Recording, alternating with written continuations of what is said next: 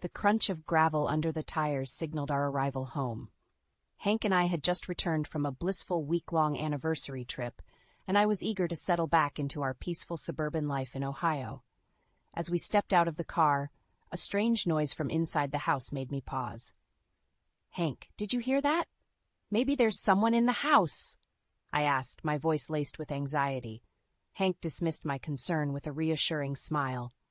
"It's all right, sweetheart. Let me check it out." He strode towards the front door, keys jingling in his hand. I followed closely behind, my heart pounding in my chest.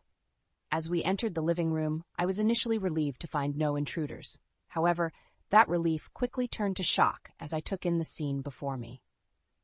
There, lounging on our couch, was Hank's mother, Marjorie, and his sister, Belinda. They looked up at us with an air of entitlement, as if they had every right to be there. "What took you so long? We've been waiting," Marjorie commanded, her voice sharp and demanding. I stood frozen, my mind struggling to process the invasion of our home. Hank, on the other hand, seemed unfazed.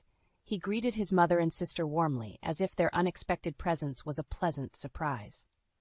As I peered around the cluttered living room, taking in the suitcases and personal belongings strewn about, a sinking feeling settled in the pit of my stomach. It was clear that Marjorie and Belinda had no intention of leaving any time soon. "Why didn't you tell us you were coming?" I asked, trying to keep my voice steady. Belinda waved her hand dismissively. "We're family, Elena. We don't need an invitation." I bristled at her casual disregard for our privacy. Hank, sensing my discomfort, placed a hand on my shoulder. "It's okay, honey. They're just here for a little visit." But as I looked into Marjorie's calculating eyes and Belinda's smug expression, I knew this was more than a simple visit. They had come to stake their claim on our lives, and I felt powerless to stop them. Over the next few hours, I watched helplessly as Marjorie and Belinda made themselves at home. They rearranged furniture, critiqued my housekeeping, and demanded to be waited on hand and foot. Hank, ever the dutiful son and brother, catered to their every whim, leaving me to bear the brunt of their constant demands and criticisms. As the day wore on, the weight of their presence grew heavier. I retreated to the kitchen, seeking solace in the familiar task of preparing dinner. But even there, I couldn't escape Marjorie's watchful gaze. "You need to start cooking proper meals. Fast food won't do for us," she declared, her tone dripping with disapproval. I bit back a retort, knowing that arguing would only make matters worse. Hank, who had joined us in the kitchen, remained silent, his loyalty clearly lying with his mother. That night, as I lay in bed next to Hank, I couldn't shake the feeling of unease that had settled over me. The peaceful life we had built together felt like it was slipping away, replaced by a suffocating sense of intrusion and betrayal. I closed my eyes, trying to will away the tears that threatened to fall. I knew I had to find a way to reclaim my home and my life, but with Hank's unwavering support for his family, I feared I would have to face this battle alone. As I drifted off into a restless sleep, one thought echoed in my mind. How had my once happy marriage come to this? The morning sun streamed through the curtains, casting a warm glow on the kitchen table. I sat there, nursing a cup of coffee, trying to find a moment of peace before the day's chaos began. The sound of footsteps approaching made me tense. "Good morning, Elena," Marjorie said, her voice dripping with false sweetness. "I see you're up early. I hope you're planning on making a proper breakfast for us." I took a deep breath, trying to keep my composure. "Of course, Marjorie. What would you like?" She waved her hand dismissively. "Something hearty. None of that prepackaged nonsense. You need to start cooking proper meals. Fast food won't do for us." I bit back a retort, knowing that arguing would only make matters worse.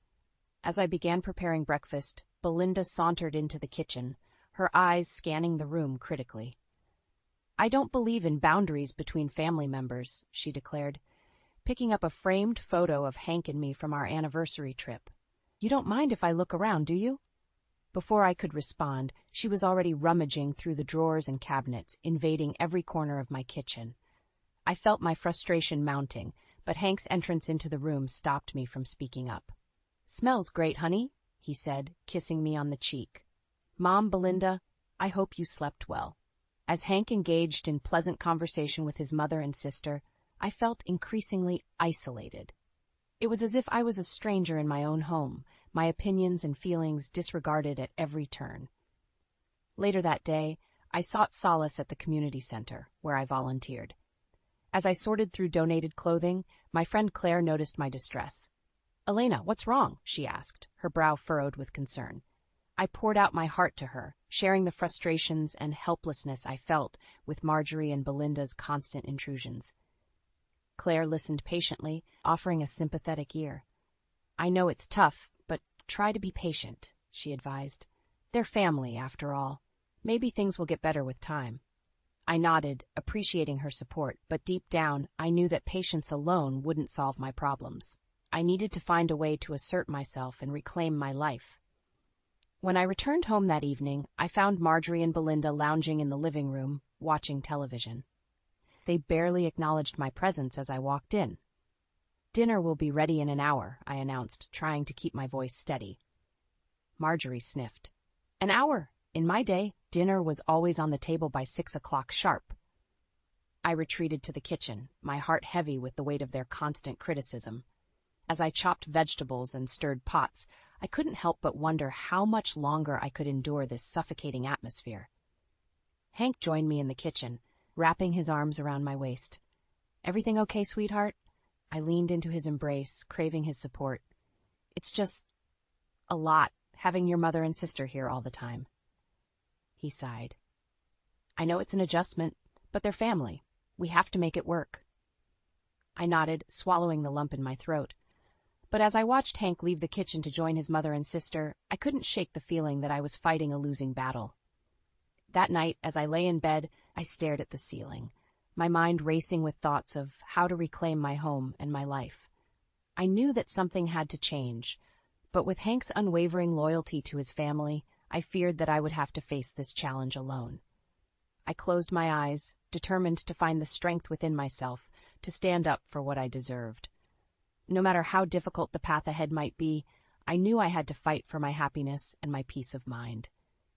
Days turned into weeks, and Marjorie and Belinda's presence in our home became increasingly suffocating.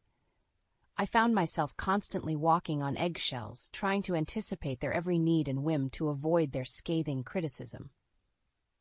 One afternoon, as I was folding laundry in the bedroom, I heard a commotion coming from the living room.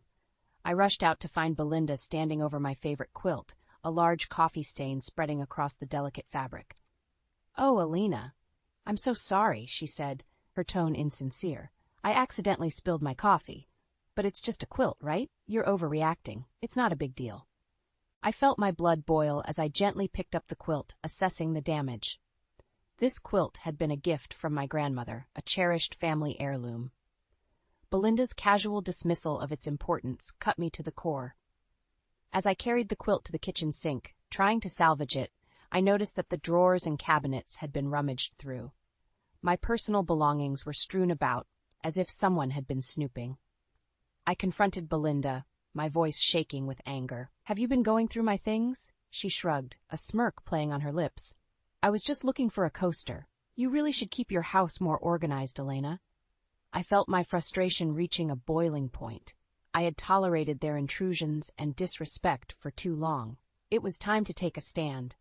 That evening, as Hank and I prepared for bed, I finally found the courage to speak up. "Hank, I can't live like this anymore. Your mother and sister are invading every part of our life. They have to leave." Hank's eyes narrowed, his voice cold. "They're family, Elena.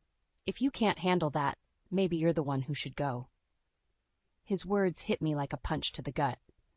I had always known that Hank prioritized his mother and sister's needs above mine, but to hear him say it so bluntly shattered my heart. I lay awake that night, tears streaming down my face as I realized the gravity of the situation. My own husband had chosen his toxic family over me, leaving me to face this battle alone. The next morning, I found Marjorie in the kitchen, criticizing my cooking skills as usual. "Really, Elena, I don't know how you manage to keep a husband with these subpar meals." Something inside me snapped. I slammed the spatula down on the counter, my voice trembling with rage. "Enough, Marjorie. I have had enough of your constant belittling and disrespect. This is my home, and I deserve to be treated with kindness and dignity." Marjorie's eyes widened in shock, unused to being challenged. How dare you speak to me like that? I am the matriarch of this family, and you will show me the respect I deserve. I stood my ground, my voice growing stronger. Respect is earned, Marjorie, and you have done nothing to earn mine. You have invaded my home, criticized my every move, and turned my husband against me. I won't stand for it any longer. Hank entered the kitchen, drawn by the commotion. What's going on here? I turned to him, my eyes blazing with determination. I'm done, Hank. I can't live like this anymore. If you can't stand up for me, for our marriage, then I have to do it myself. I walked out of the kitchen, leaving a stunned Hank and a fuming Marjorie behind.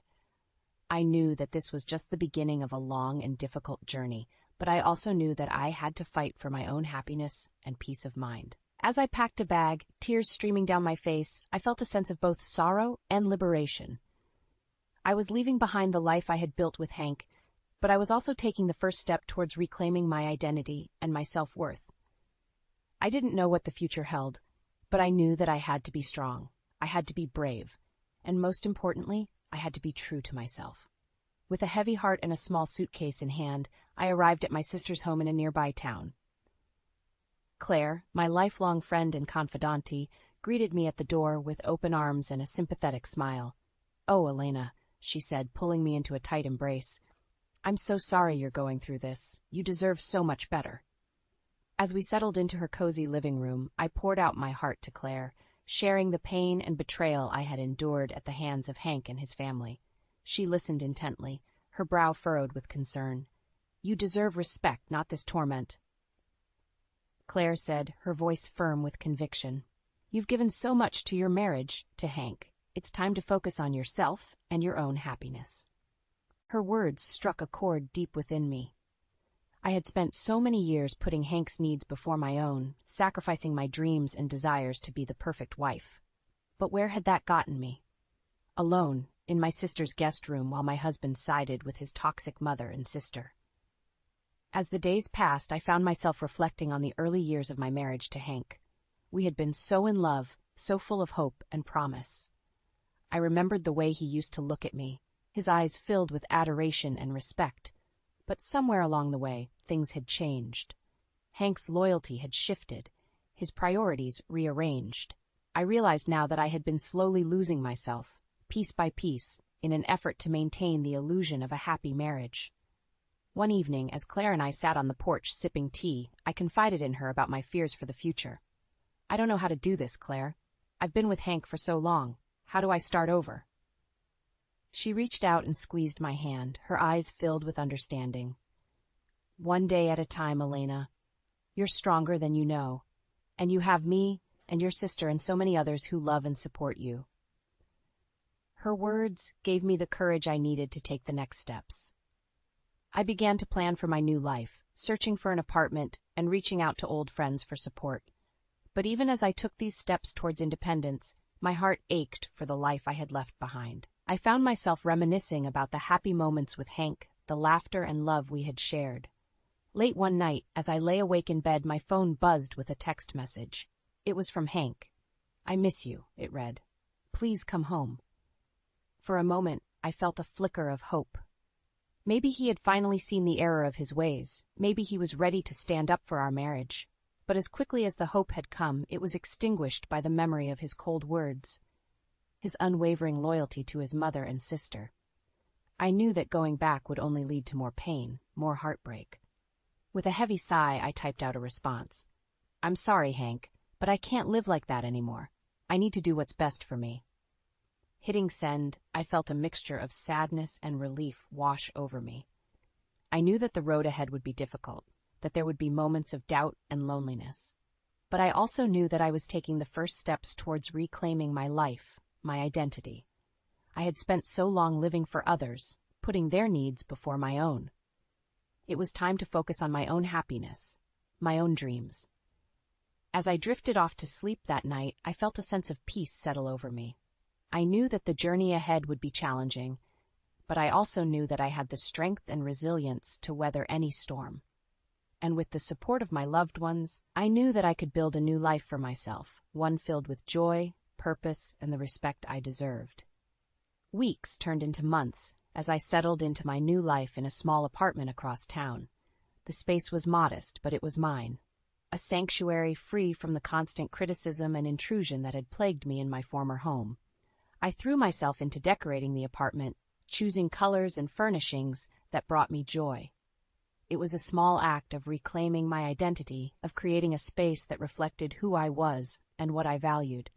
But even as I found solace in my new surroundings, the ghosts of my past lingered. Memories of my life with Hank, both good and bad, seemed to lurk around every corner. One evening, as I was unpacking a box of old photographs, my phone rang. I glanced at the screen, my heart skipping a beat when I saw Hank's name. "Hello?" I answered tentatively. "Elena." Hank's voice was strained. "Mom and Belinda say they miss you. You need to apologize and come back." I felt a surge of anger at his words. After everything I had endured, he still couldn't see the pain his family had caused me. "I'm not coming back, Hank," I said firmly. "I deserve better than the way they treated me, the way you allowed them to treat me." There was a long pause on the other end of the line. "I don't know what you want me to say, Elena. They're my family." "And I was your wife," I countered, my voice cracking with emotion, "but that didn't seem to matter when they were making my life a living hell." Hank sighed heavily. "I'm sorry, Elena. I really am. But I can't change who they are."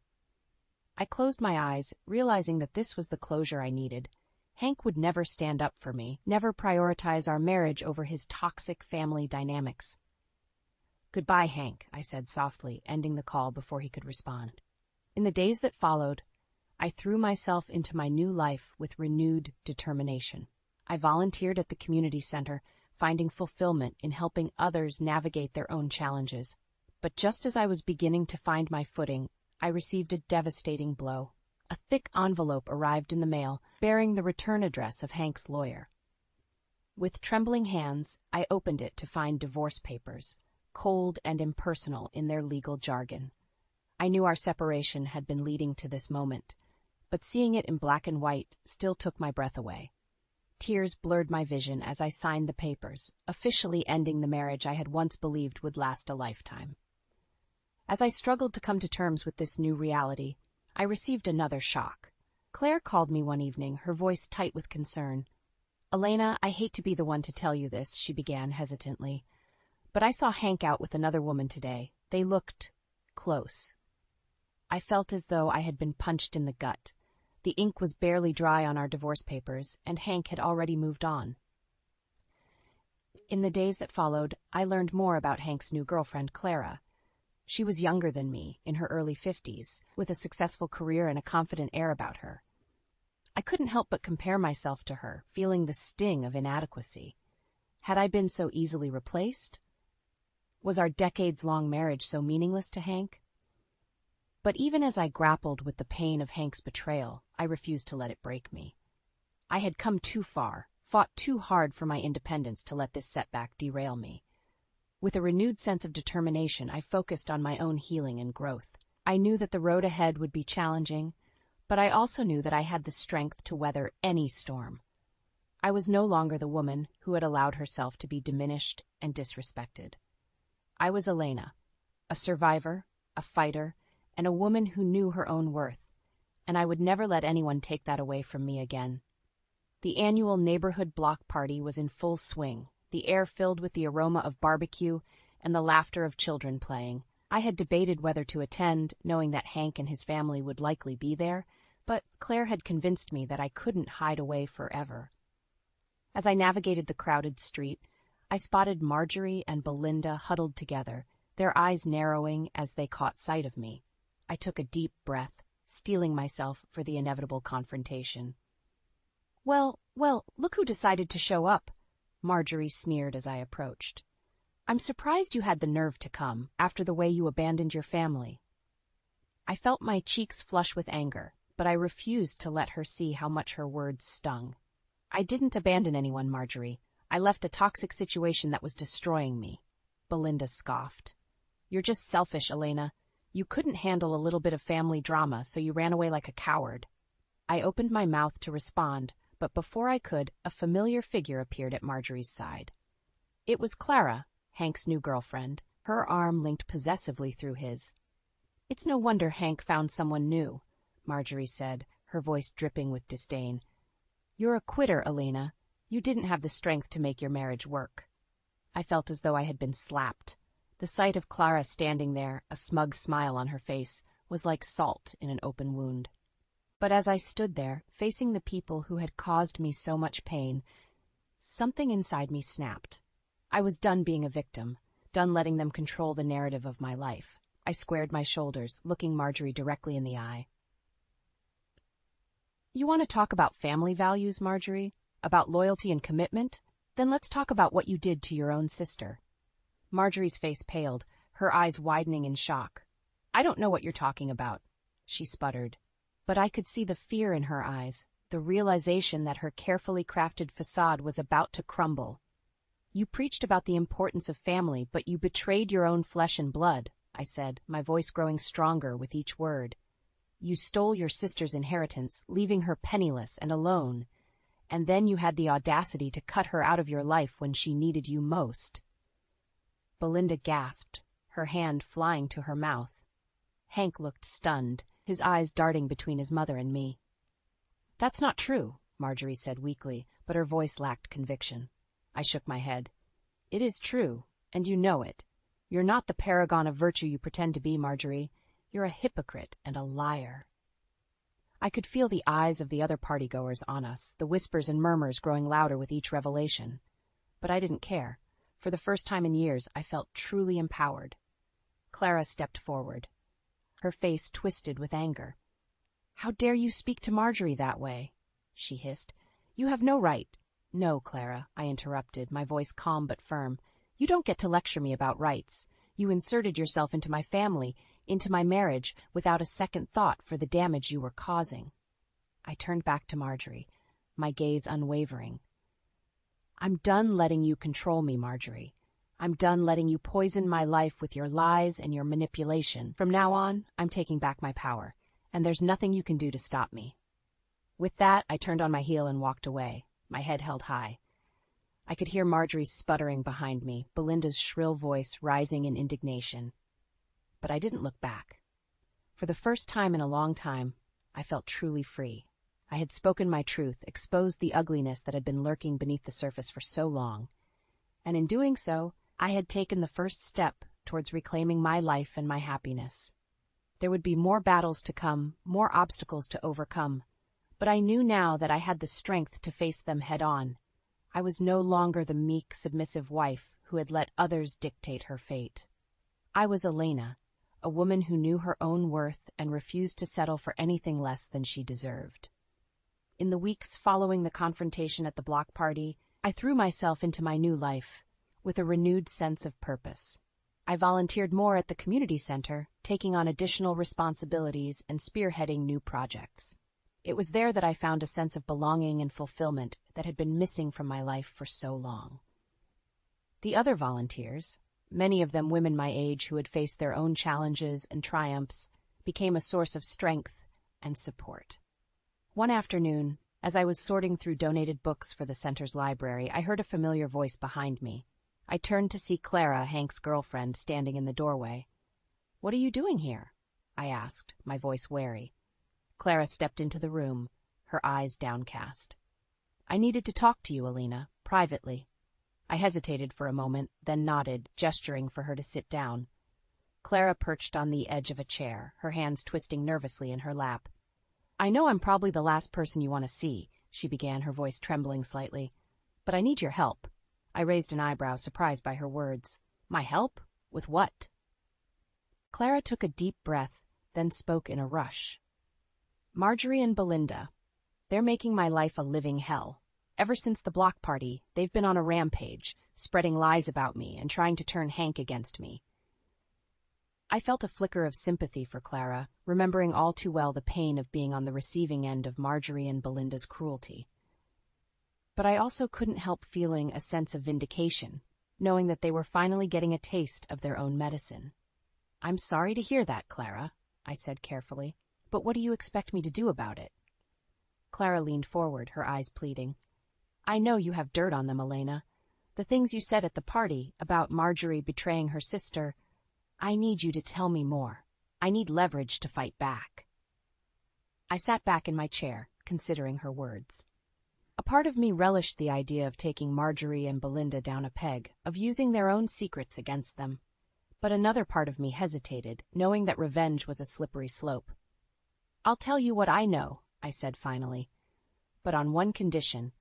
You use this information to set boundaries and demand respect, not to stoop to their level." Clara nodded eagerly. "Of course, I promise. I just want to be treated fairly, to have a chance at a happy life with Hank." Over the next hour, I told Clara everything I knew about Marjorie's past, about the lies and betrayals that had torn her family apart. I could see the shock and anger on Clara's face as she listened, her hands clenching into fists.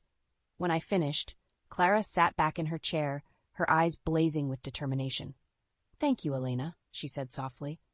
"I know this couldn't have been easy for you, dredging up the past like this, but I promise I won't let this information go to waste." I nodded, feeling a sense of relief wash over me. It felt good to finally unburden myself of the secrets I had been carrying for so long, to know that they could be used for good. In the days that followed, I heard whispers of the changes taking place in Hank's family. Clara had confronted Marjorie and Belinda, armed with the truth about their past. She had demanded respect and set clear boundaries, refusing to be bullied or manipulated any longer. And to my surprise, it seemed to be working. Marjorie and Belinda's hold on the family was weakening, their power diminishing with each passing day. I knew that there would still be challenges ahead, that the scars of the past could never be fully erased. But for the first time in a long time, I felt a sense of hope and possibility. I had taken back control of my life, and in doing so, I had given others the courage to do the same. And that, I realized, was the greatest revenge of all. As the months passed, I found myself thriving in my new life. The community center had become a second home to me, a place where I could make a real difference in the lives of others. I had started a support group for women who had gone through difficult life transitions, whether it was divorce, widowhood, or simply the challenges of aging. Every week, we would gather in the cozy meeting room, sharing our stories and offering each other support and encouragement. It was during one of these meetings that I met Sarah, a quiet woman in her late 50s who had recently lost her husband to cancer. She had been struggling to find purpose and meaning in her life, feeling lost and alone in the world. As I listened to her story, I felt a deep sense of connection and empathy. I knew all too well the pain of losing a loved one, of feeling like your entire world had been turned upside down. After the meeting, I approached Sarah, placing a gentle hand on her shoulder. "I know it feels like everything is falling apart right now," I said softly, "but I promise you, it won't always be this way.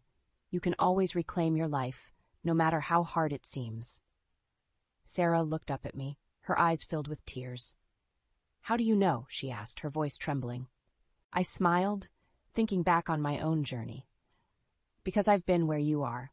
I've felt that same pain, that same sense of hopelessness, but I found a way to keep going, to build a new life for myself. And you can too."